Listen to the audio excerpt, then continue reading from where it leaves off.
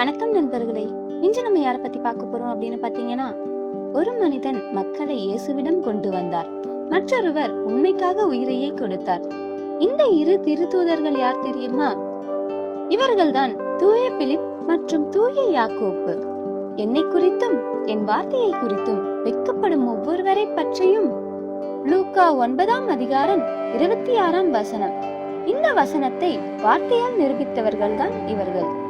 இயேசுவின் உயிர்ப்புக்கு பிறகு பிலிப் பிரிஜியாவிற்கு சென்று நற்செய்தியை அறிவித்தார். அங்கு மக்கள் ஒரு கருநாகத்தை தெய்வமாக வணங்கினர்.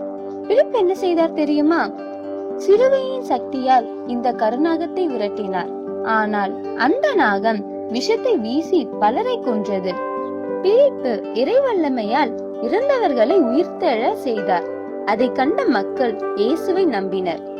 ஆனால் சிலர் இதை ஏற்கவில்லை.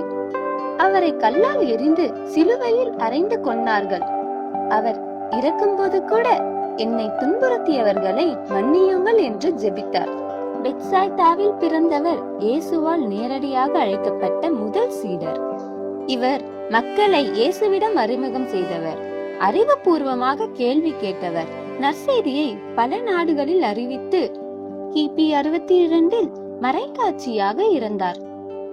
இயேசுவின் உறவினர் எருசலேம் திருச்சபையின் முதல் ஆயர். மிக தூய்மையான வாழ்க்கை வாழ்ந்தார். ஜெபத்தில் வல்லவர். மழைக்காக ஜெபித்த போது உடனே மழை வந்தது.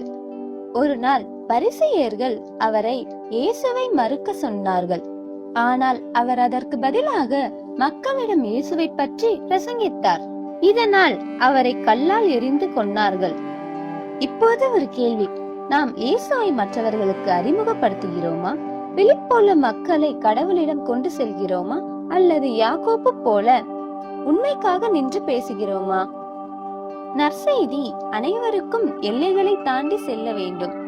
இனம், மொழி, நிலைமைகள் எதுவும் தடையாக இருக்கக்கூடாது. நண்பர்களே, தூய பிலிப் மற்றும் யாக்கோப்பை போல துணிவுடன் வாழ்வோம். நம்பிக்கையில் உறுதியாக இருப்போம். இயேசுவை எல்லோருக்கும் அறிமுகம் செய்வோம். இதன் மூலம் இறையருளை பெறுவோம். ஆமென்.